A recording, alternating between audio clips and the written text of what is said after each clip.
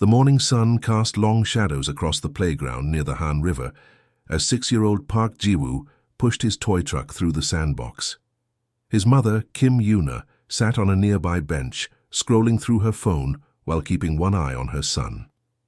It was just another ordinary Tuesday in Seoul, the kind of peaceful morning that made life feel predictable and safe. High above the city, something watched from the clouds. The Veltran scout ship hung motionless, its advanced cloaking technology making it invisible to human eyes and instruments. Inside the vessel, 3 alien researchers studied the playground below with cold scientific interest. To them, Earth was nothing more than a catalogue entry in their vast database of primitive worlds. Captain Zexhai examined the scanner readings with practiced efficiency. The small human specimens below showed promising neural activity patterns. Their species appeared to be in the early stages of cognitive development, making them perfect subjects for the Galactic Council's ongoing research into consciousness and pain response. The primitive species doctrine was clear on this matter. Any civilization that hadn't achieved faster-than-light travel was fair game for scientific collection.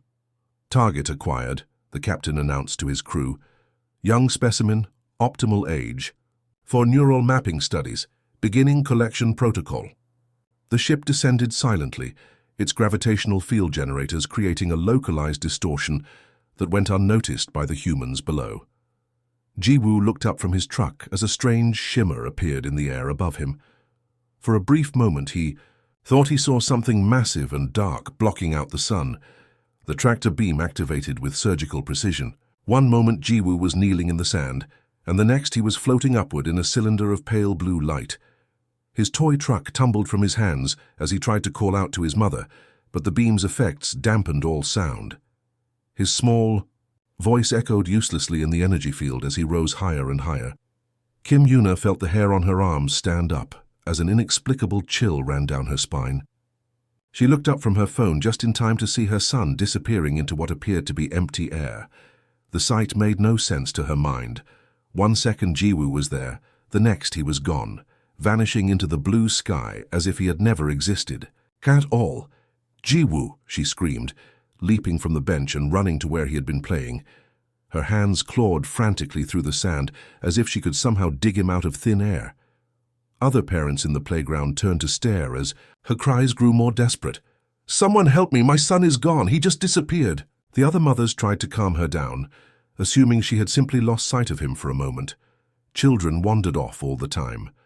But Yoona knew what she had seen, even if it defied all logic and reason. Her little boy had been taken by something impossible. Within minutes, Seoul Metropolitan Police arrived at the playground.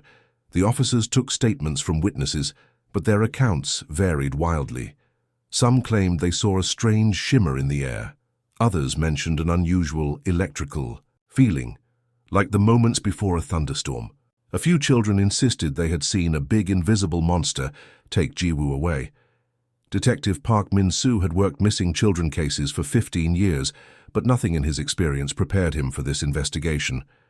The playground's security. Cameras showed Ji-woo playing normally 1 second, then simply vanishing in the next frame. There was no sign of any vehicle, no indication of where he might have gone. It was as if the earth had opened up and swallowed him whole. As the search expanded throughout Seoul, something extraordinary happened. South Korea's network of military satellites, designed to monitor North Korean missile activity, had recorded unusual readings at the exact time of Ji-woo's disappearance. The data showed gravitational anomalies and electromagnetic disturbances centered directly above the playground.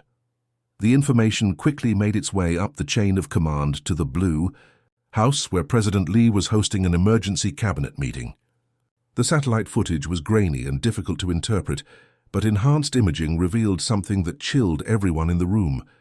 A massive object had been present above the playground, something that absorbed light and radar in ways that shouldn't have been possible.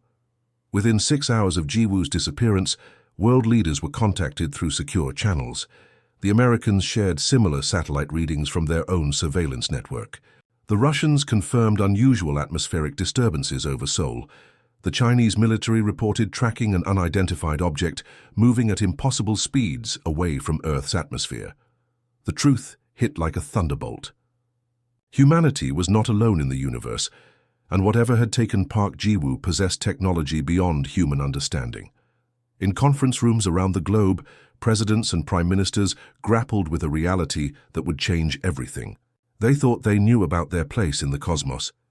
For Kim Yoona, sitting in a Seoul police station and clutching Ji-woo's favorite stuffed animal, the cosmic implications meant nothing. All she knew was that her baby was gone, taken by something that shouldn't exist. As she stared out the window at the darkening sky, she whispered a promise that would soon echo around the world. Bring him back. Whatever you are, wherever you took him, bring my son back. Admiral Lee Min-ho stood knee-deep in the murky waters of the Han River, watching his team pull twisted pieces of metal from the muddy banks. 3 days had passed since little Park Ji-woo vanished from the playground, and every hour that ticked by felt like a knife twisting in his chest. As a father, himself, Min-ho understood the desperation driving this search. What he hadn't expected was to find proof that nightmares were real. The debris didn't look like anything from Earth. The metal was too light, too strong, and it hummed with an energy that made nearby electronics go haywire. Dr. Choi Hana, the country's leading materials scientist, had never seen anything like it. When she touched the fragments with her bare hands, they felt warm and almost alive, as if electricity was flowing just beneath the surface. "This isn't possible," she whispered, holding a piece up to the light. The metal seemed to shift and change color depending on the angle, showing properties that violated everything she knew about physics. This material shouldn't exist. The atomic structure is completely wrong. Jung Ki-woo, the young engineer who had been called in from Samsung's Advanced Technology Division, was equally baffled. He had spent years working on cutting-edge electronics, but the components they were finding made human technology look like stone tools. Circuit boards that bent like rubber but conducted electricity better than copper. Power cells smaller than a coin that still held enough energy to run a car for weeks. The breakthrough came when they managed to piece together what appeared to be a data storage device. It looked like a crystal about the size of a smartphone, but when they figured out how to activate it, the room filled with holographic displays that made their hearts stop. Numbers, symbols, and what could only be star charts floated in the air around them, but it was the images that truly horrified them. Thousands upon thousands of faces stared back at them from the alien database. Beings from dozens of different worlds, all catalogued like laboratory specimens. Each entry contained detailed biological information, experiment notes, and a classification that chilled them to the bone. Primitive species, cleared for unrestricted research. Dr. Choi Hana's hands shook as she navigated through the files. The aliens had been doing this for centuries, maybe longer. They would find worlds with intelligent life that hadn't yet developed space travel, then harvest individuals for scientific experiments. The documentation was clinical and cold, describing conscious dissections and pain-tolerant studies as casually as a farmer might discuss breeding livestock. "Look for Earth," Admiral Min-ho said quietly. "Look for our world." It didn't take long to find. Earth was listed as Planet 2847c, with a note that read, "Recently discovered, high neural complexity, approved for collection protocol initiation." Below that was an entry that made everyone in the room go silent. First specimen acquired, human male, age 6, designation, subject 2847 C001. Ji-woo had a number now. To these creatures, he wasn't a little boy who loved trucks and ice cream. He was just another lab rat. The database revealed his location, Station Cathara, a massive research facility orbiting a distant star. The clinical notes described it as a state-of-the-art xenobiological research center, where scientists from across the galaxy studied primitive consciousness patterns through direct neural interface. The translation was simple and horrifying. They were cutting into living brains to see how they worked. Admiral Min-ho felt rage building in his chest like a burning coal. These aliens saw humans as nothing more than animals to be experimented on. They had taken a child from his mother's arms and planned to dissect his brain while he was still conscious. The thought made him want to punch holes in walls. but he forced himself to stay focused. Anger wouldn't save Jiwoo, only action would. Within hours, the world's greatest scientific minds were gathered in an underground facility beneath Seoul. The alien technology was their only clue to understanding how these creatures traveled between stars. If they could reverse engineer their propulsion systems, maybe they could build ships capable of reaching Station Kithara. Dr. Choi Hana led the physics team, working 18-hour days to understand principles that shouldn't have been possible. The alien engines seemed to fold space itself, creating shortcuts through dimensions that human science had only theorized about. Jung Ki-woo focused on the power systems, trying to figure out how to generate the massive amounts of energy needed for faster-than-light travel. The work was beyond anything humans had ever attempted. They were trying to compress centuries of technological development into months. Most experts said it was impossible. The math alone would take decades to work out, and building the actual hardware would require materials and manufacturing techniques. That didn't exist on Earth, but they had something the aliens hadn't counted on: desperation. Every scientist working on the project knew they were racing against time. Somewhere out there, a 6-year-old boy was being tortured by creatures who saw him as nothing more than a laboratory specimen. That knowledge drove them to work harder than they ever had before. Dr. Choi Hana didn't sleep for 3 days straight, surviving on coffee and determination. Jung Ki-woo collapsed at his workstation twice from exhaustion, but refused to stop. Teams of engineers worked around the clock, rebuilding entire sections of alien technology from fragments and educated guesses. The breakthrough came from the most unexpected source. Instead of trying to perfectly copy the alien technology, they decided to build something crude but effective. Human fusion reactors were primitive compared to alien power sources, but they were incredibly powerful. By combining multiple reactors and using the alien space-folding principles, they created something that looked like a disaster but actually worked. When the first test firing succeeded, the entire facility erupted in cheers. They had done the impossible. In just 4 months, humanity had gone from being unable to reach the moon efficiently to building faster-than-light spacecraft.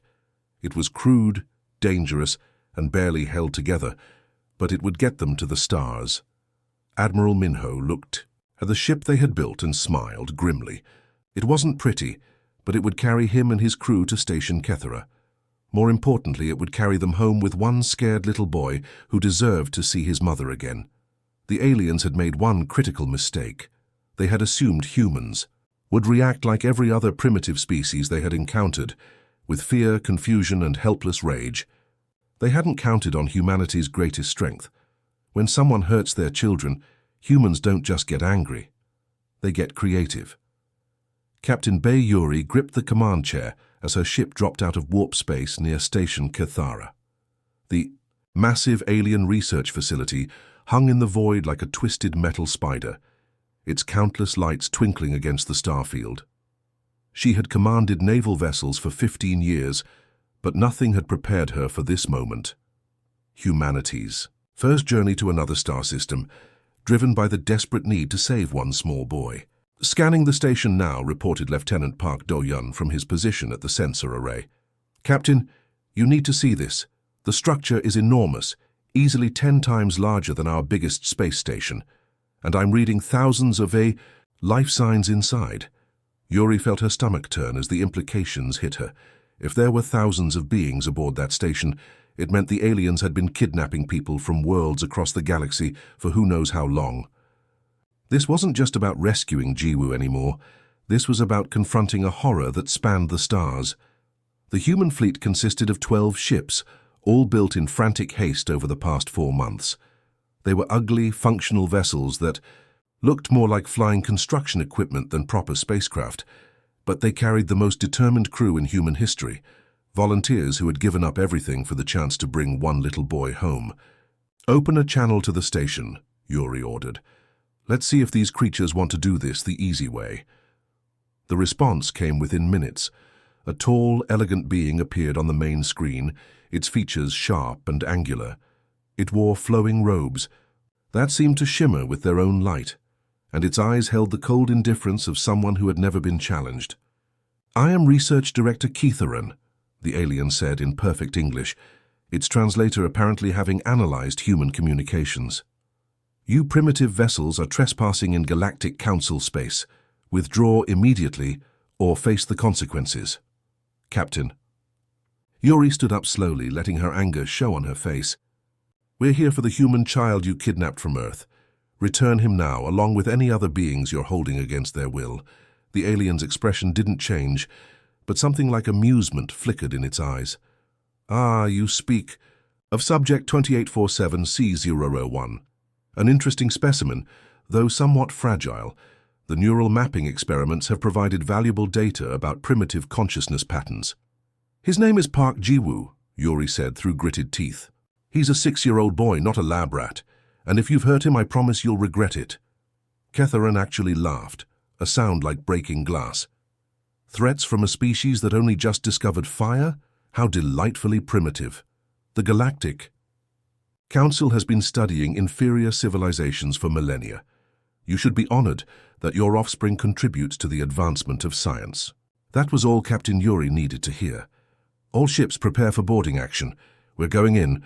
The battle was brief but fierce. The alien station's defenses were designed to repel other advanced civilizations, not the crude but effective. Weapons that humans had cobbled together. While their shields could deflect sophisticated energy beams, they were completely unprepared for simple explosive projectiles fired from magnetic railguns. Human marines stormed through the station's corridors with a fury that shocked the alien researchers. These beings had spent centuries studying primitive species from a safe distance, treating them like laboratory animals. They had never faced creatures that could think, adapt, and fight back with intelligence and rage combined. Sergeant Kim, Taewon led the team that found the detention levels. What they discovered there would haunt him for the rest of his life. Thousands of beings from dozens of different worlds were imprisoned in transparent cells, their bodies bearing surgical scars and monitoring devices. Some were barely alive. Others had clearly gone insane from the torture they had endured. Captain, he radioed back to the ship, his voice shaking. You need to see this. It's worse than we imagined. Much worse. In a cell marked with alien symbols. That roughly translated to human test subject, they found Park Ji-woo. The little boy was unconscious, his small body attached to monitors and tubes. Angry red marks on his scalp showed where the aliens had opened his skull to study his brain.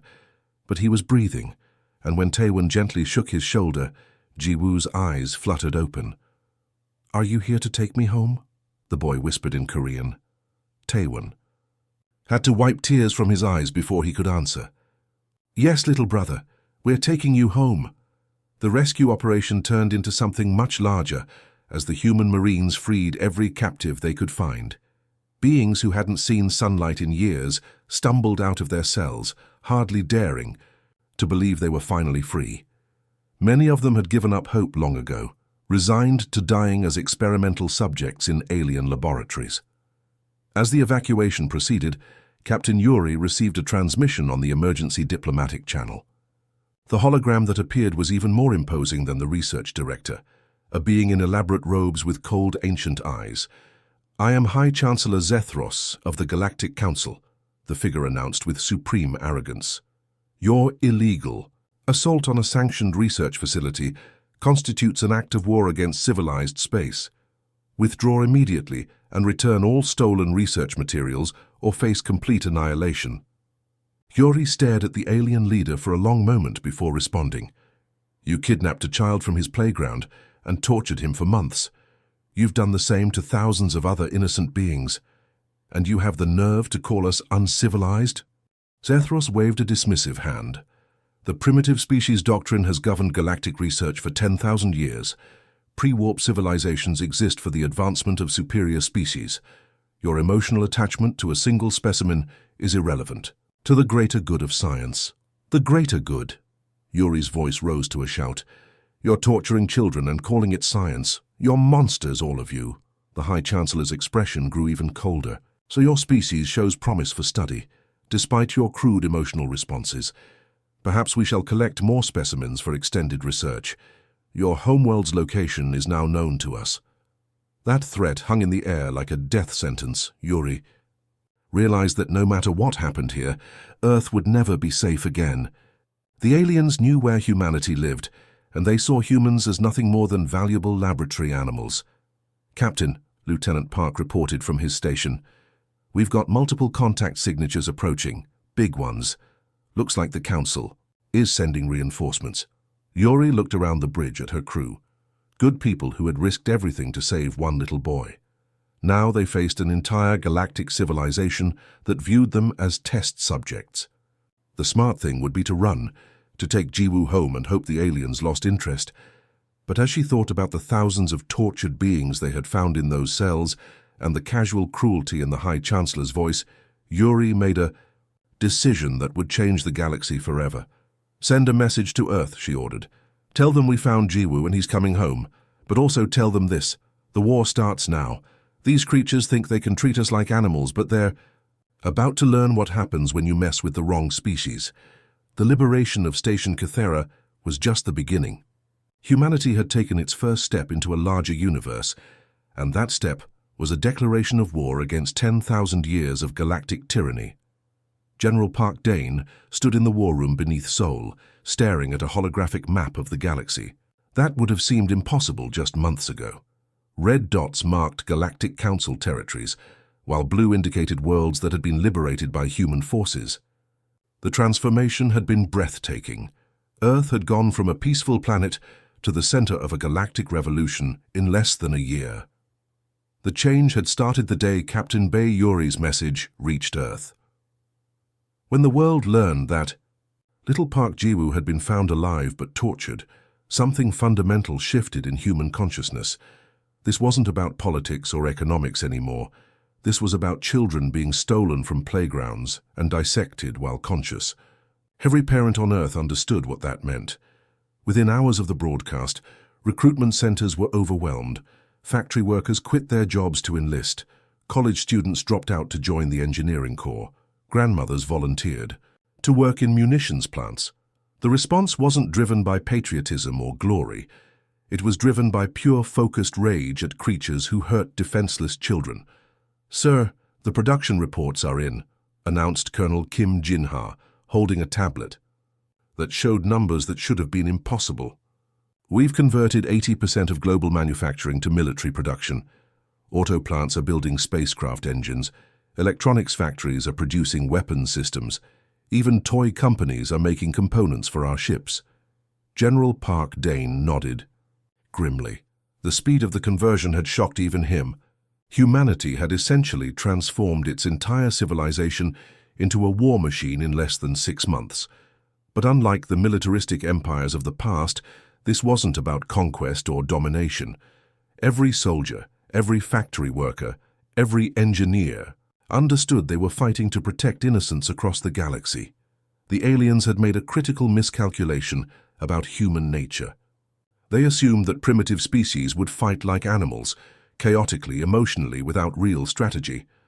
What they discovered was that humans became more dangerous when they fought for moral principles rather than personal gain. Commander. Shintai embodied this new kind of warfare. Standing barely 5 feet tall, he looked more like a college professor than a military commander. But his boarding parties had become legendary throughout the galaxy for their absolute refusal to accept surrender from anyone involved in the research programs. "Remember," he told his team as they prepared to assault another council station, "we're not here to conquer territory. We're here to free prisoners and shut down torture chambers. Every being we save is a victory. Every research facility we destroy means no more children will suffer." His unit had adopted a motto that spread throughout the human fleet: "For every stolen child." It wasn't just about Jiwoo anymore, though his story had started the war. Intelligence gathered from captured stations revealed thousands of species that had suffered under the primitive species doctrine. The Council had been kidnapping and experimenting on sentient beings for millennia. The tactical approach that emerged was unlike anything the galaxy had seen before. Human commanders didn't try to hold territory or establish permanent bases. Instead, they struck fast and hard at research facilities, freed all prisoners, then moved on to the next target. They weren't trying to build an empire. They were trying to tear down a system. What made this strategy so effective was how the liberated populations responded. Species that had been victim to Council research for generations suddenly found themselves with protectors who asked for nothing in return. When human ships arrived at a world, they didn't demand tribute or submission. They simply asked, "Do you want to be free?" The Zephyrian homeworld had been one of the first major victories. For 3 centuries, the Council had used Zephyrians as test subjects for psychological experiments, considering their highly emotional nature perfect for studying fear and despair. When human marines stormed the orbital research platforms above their world, the Zephyrians couldn't believe what they were seeing. "You came for us?" asked Elder Thainara, leader of the Zephyrian Council, as Commander Shintai helped her out of a detention cell where she had been held for 5 years. "We came for everyone," Shintai replied simply. "No one deserves to be treated like a laboratory animal." Within days, the entire Zephyrian fleet had joined the human cause. They brought with them detailed intelligence about Council operations and a burning desire for justice. This pattern repeated across dozens of worlds as the human liberation campaign gained momentum.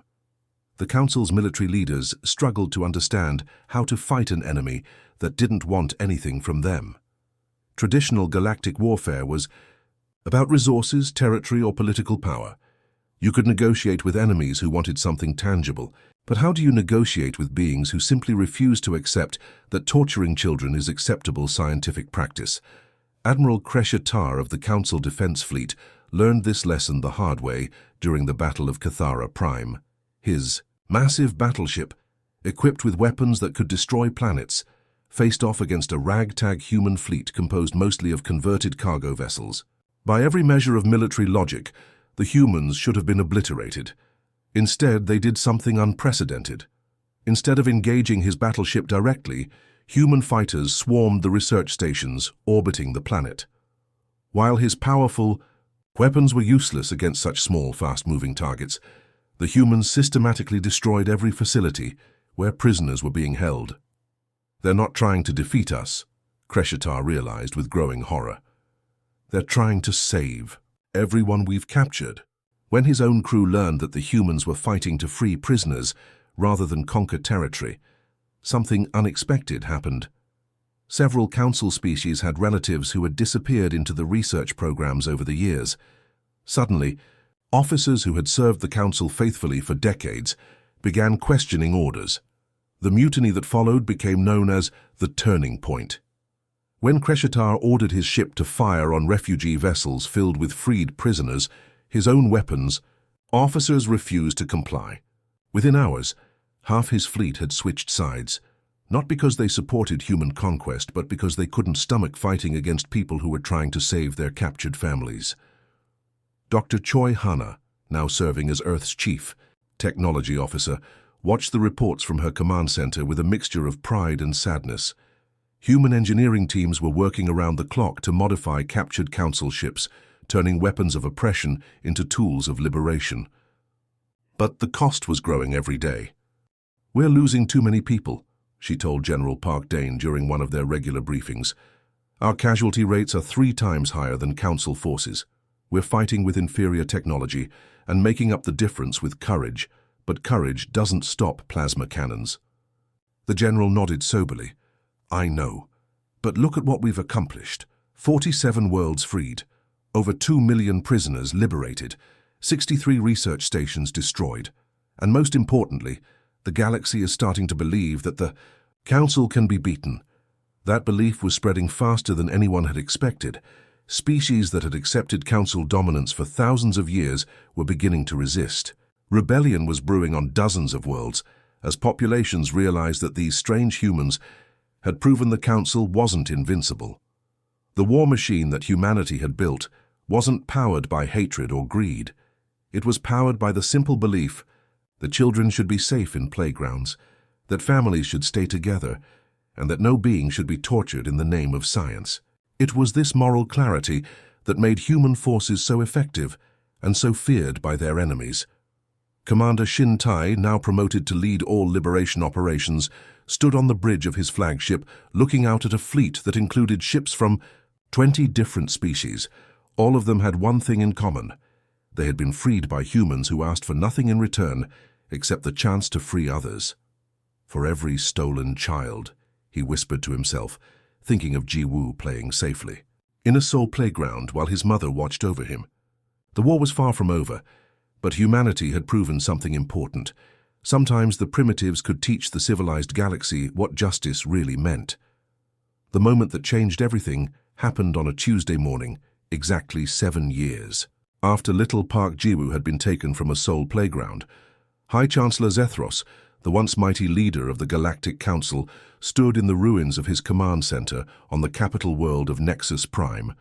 Around him, the greatest empire in galactic history was crumbling, not because of military defeat, but because its own people had simply stopped believing in it.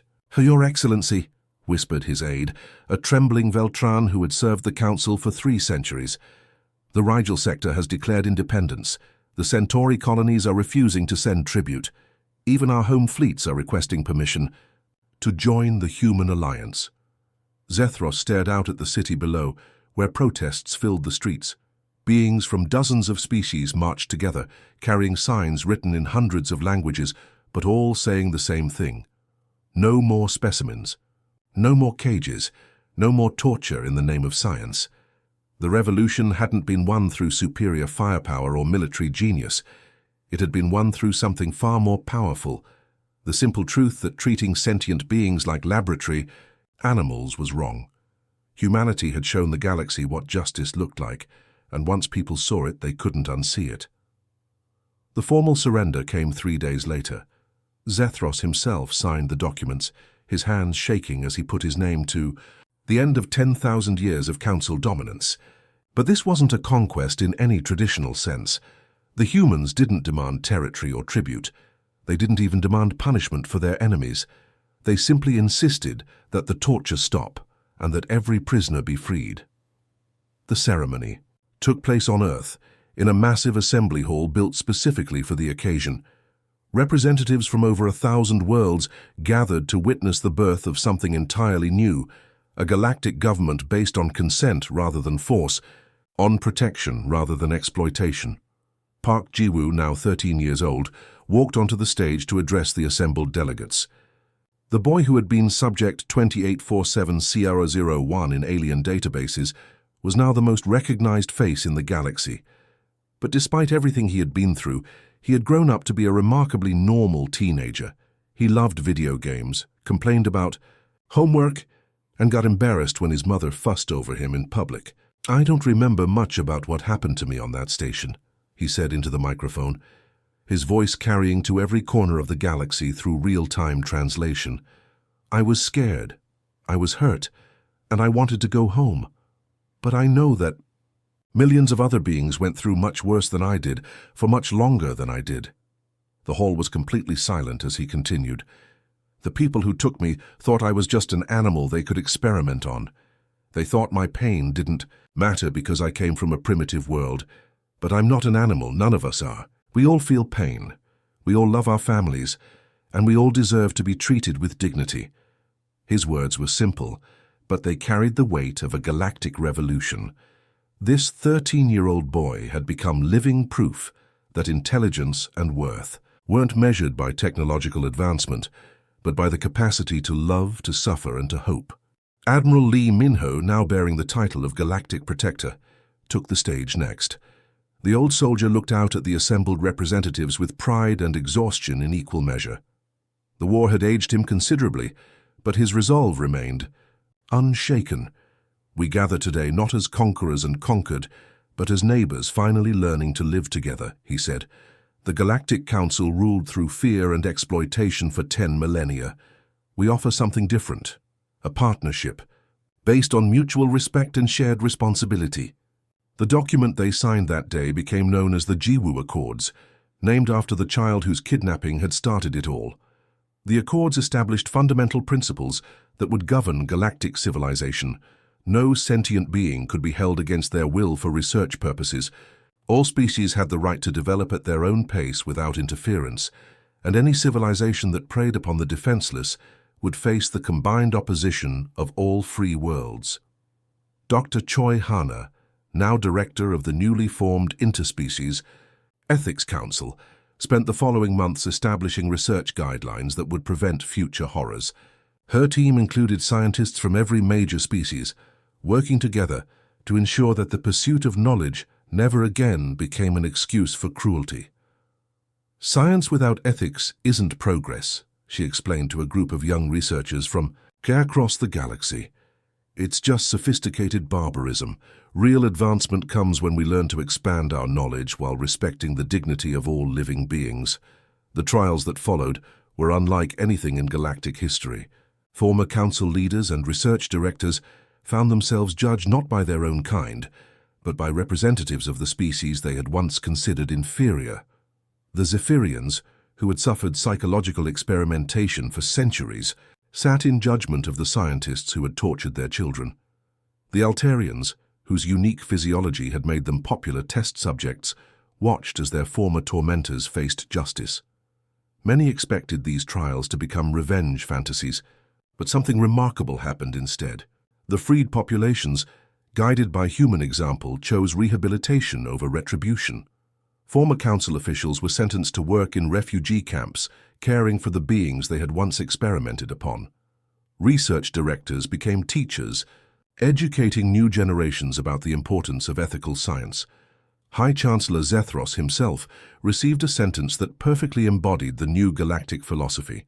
Instead of execution or imprisonment, he was required to spend the rest of his life working in a children's hospital on Earth, caring for young patients who had been traumatized by various experiences. It was a punishment that forced him to confront the individual worth of every being he encountered. The playground in Seoul where Jiwoo had been taken became a monument, but not the kind anyone expected. Instead of a somber memorial, it remained a place where children played. But now it hosted kids from dozens of different species, young Zephyrians laughing alongside human toddlers, Altarian children learning to use the swings, Veltran youngsters discovering the joy of sandbox trucks. Kim Yuna, Jiwoo's mother, often sat on the same bench where she had been that terrible day 7 years earlier. But now she watched not just her own son, but dozens of other children whose families had been reunited thanks to the Liberation Campaign. Former test subjects played with the children of former council officials, proving that healing was possible, even after the darkest chapters of history. The galaxy had learned a lesson that would echo through the ages. The most dangerous thing you could do to humanity wasn't to threaten their world or challenge their technology. It was to harm their children or anyone else's children, because when humans decided that something was wrong, they didn't just fight to win. They fought to change the fundamental nature of what was considered acceptable. Earth became the unofficial capital of a new kind of civilization, one that measured progress not by technological advancement or territorial expansion, but by how well it protected the vulnerable and defended the innocent. The little boy who had once been catalogued as a specimen had grown up to become the symbol of a galactic revolution that proved intelligence without compassion was just sophisticated cruelty. And in playgrounds across 1,000 worlds, children played safely under the protection of beings who understood that every laugh, every game, every moment of childhood joy was worth defending against any force in the universe that would take it away. Retry Claude can make mistakes. Please double-check. Responses.